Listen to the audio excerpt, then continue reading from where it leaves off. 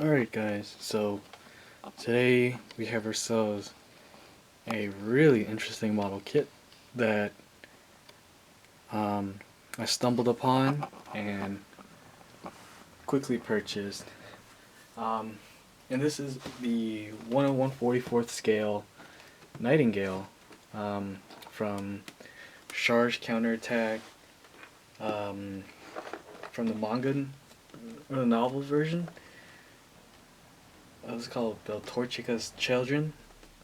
Anyways, this is a model kit by B Club, and what they used to be was a sub-brand within Bandai that focuses on resin.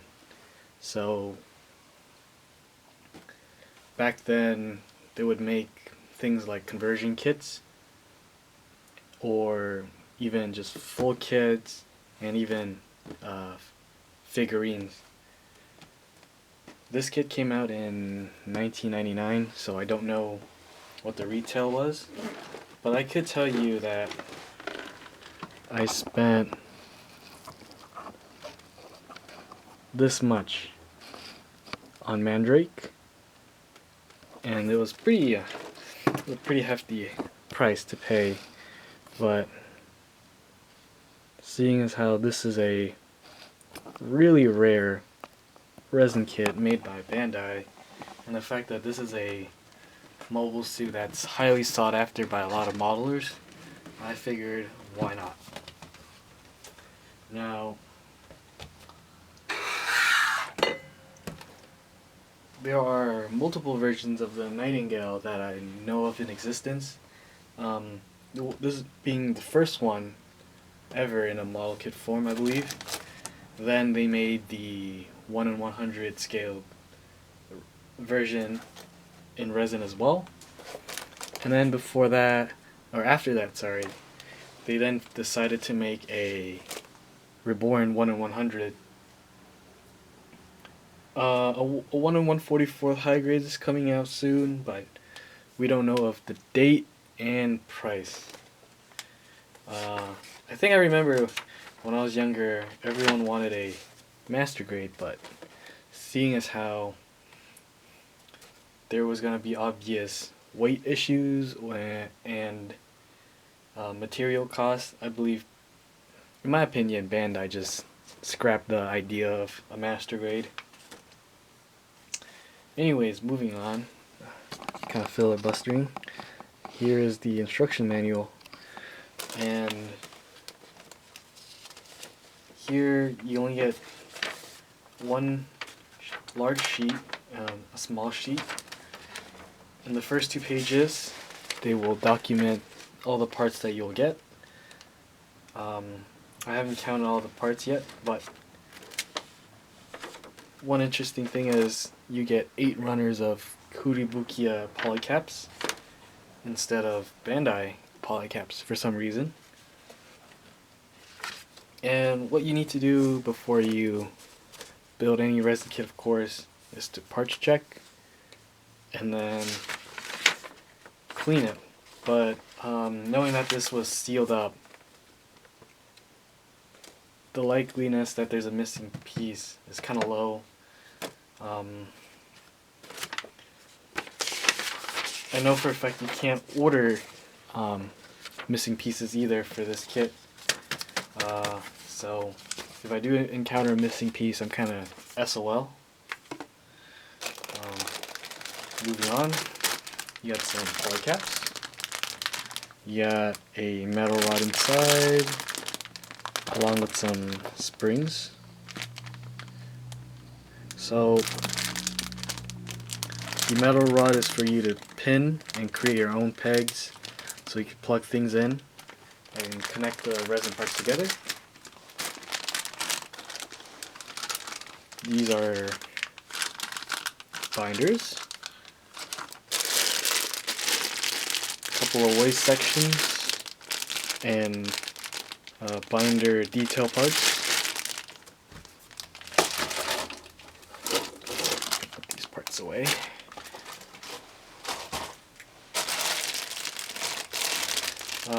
These are a couple of feet parts, arms, fists, and the head.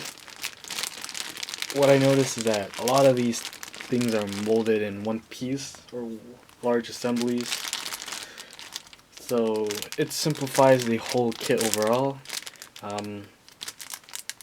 It'll make painting a little more difficult, just you gotta mask a lot of areas, but nothing too hard. One thing I noticed they did was casted the logo for Char and his mobile suit onto the part rather than using a water slide decal. And speaking of stickers and decals, there are none for this model kit. One interesting thing you can notice from this is that Bandai did even things like this. So if you know how they label parts on their runners, they'll always do something like this right here. So here on this resin runner, they did something like this where they label the origins of product and when it was manufactured.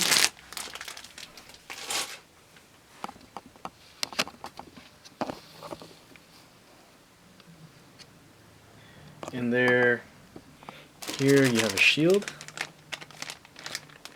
and then the underside of the back skirt, and sandwiched in between is a beam rifle.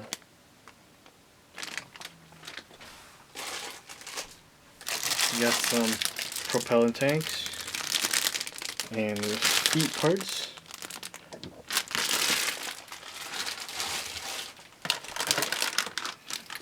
Back skirt, quite enormous, and the torso of the Nightingale. And here, the rest of it are fin funnels. Fin funnels, I believe these are feet parts, ankles, and the rest I do not know. If I can show out one part of this mobile suit, I think I would showcase these parts right here, where this is the lower leg assembly. So it's pretty complex what they did here. So they gave this part inner detail, but not only that, they molded in these thrusters, and I don't know how they did it, but seeing as this is a 1999 kit,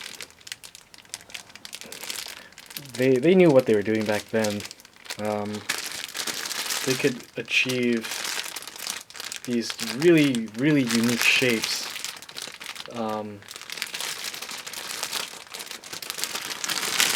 So it leads me to believe like they can pull off so many other complex kits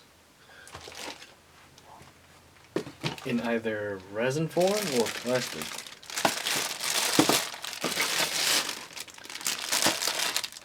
Now, seeing as how this is a collectible, I will probably keep this forever in a box, sealed up.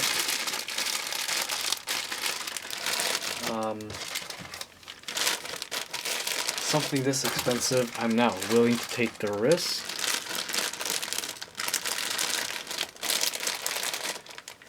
Because I will lose my shit if something bad happens.